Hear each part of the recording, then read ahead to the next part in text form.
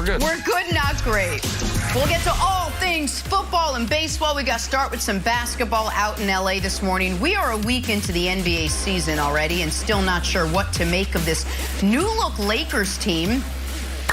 Here's a team that lost 2 of 3 out of the gate. Russell Westbrook's still figuring out where he fits in. There's been some mid-game squabbling among teammates, if you will. It's not great. Not what we expected, and certainly not what Sports Illustrated expected either. They ranked the Lakers all the way down at 20th in their first NBA power rankings. Nick, I know you're already dealing with the Chiefs. I'm not one to add to your stressful week, but what is going on here? Are people overreacting or underreacting to the Lakers' slow start?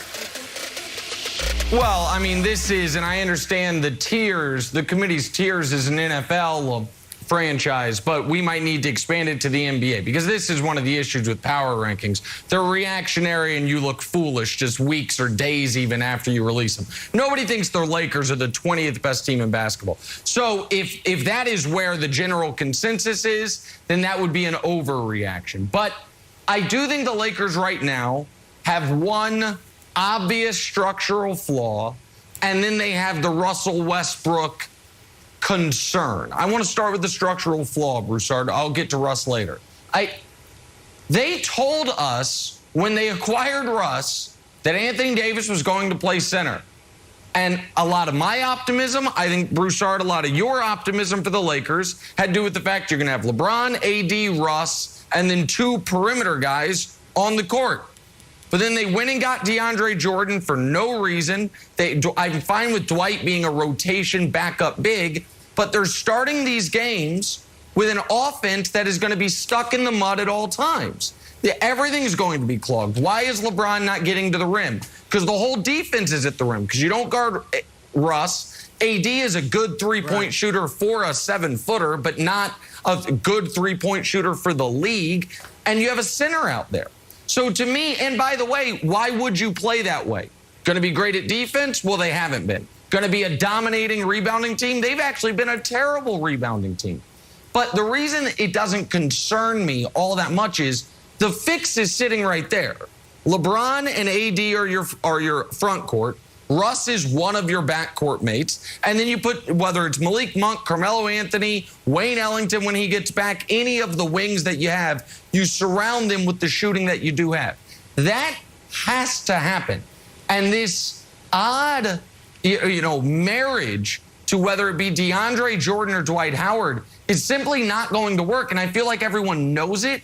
So I don't know why they're starting the season with it. That, to me, is the obvious fix and one that I would think the Lakers would want to go to sooner than later, Broussard. Yeah, I'm going to co-sign most of what you said, Nick. And let me start with the tiers. I know I usually dismantle your tiers, and justifiably so. However, this does show the foolishness of power rankings, especially this early in the season in the NBA, where you play 82 games. It's lunacy. Like, they're going to look foolish in a few weeks for having Charlotte number 4, ahead of Milwaukee. All right? Yeah. Chicago number 6, as nice as they look early. I mean, come on. I don't think anybody, even at Sports Illustrated, thinks the Lakers are the 20th best team in the NBA and apparently not going to make the playoffs. So there's that. But to what you said, you're right. They need to start playing Anthony Davis at center, and I think they will. I mean, this can't go on because you are getting absolutely no benefit from playing big. Like you said, the rebounding's been poor, and the defense has been horrendous. If there's one major surprise right now with the Lakers, you can't be surprised about Westbrook, right?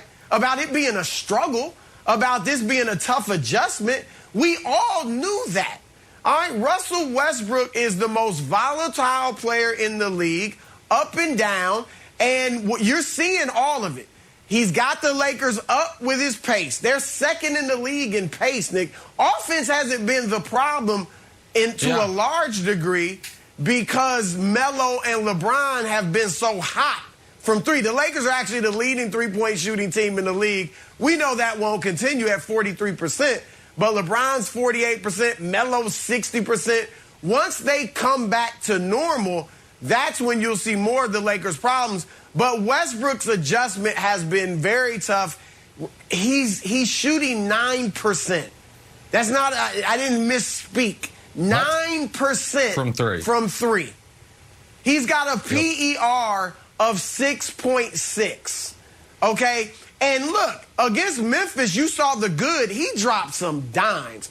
He's passing it better than I even thought he could early in that Memphis game. But then he had 13 assists, but at the same time, he has 9 turnovers. So that's not a surprise. But whilst the defense has been most surprising, they don't look like they can keep up with younger, faster opponents.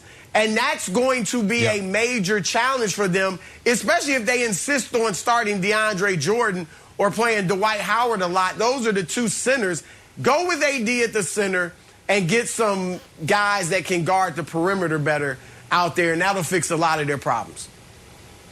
Well, look, I think if they play good defense, they're about to rattle off 4 wins in a row. They've got Spurs, Thunder, Cavs, Rockets here. Those teams are combined 4-9. If they play good defense and they sort of let Melo play a little bit less, and Nick, I know we love Melo. We both are, love to see Melo hitting jumpers. The reason that Melo was out of the league is not because he couldn't hit jumpers.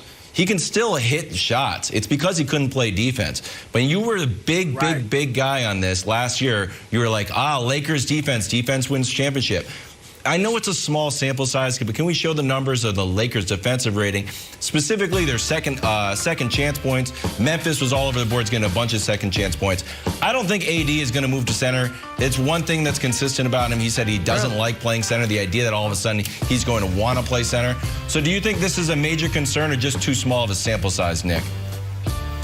Well, listen, I think the defense is going to struggle considerably the first couple months of the year because it's such a new roster being remade around the strengths and weaknesses of Russ. And so I think the defense can be excellent by the end of the year. So I'm going to be more interested in what the defensive rating is kind of by month. The second chance points allowed thing speaks to my point about rebounding.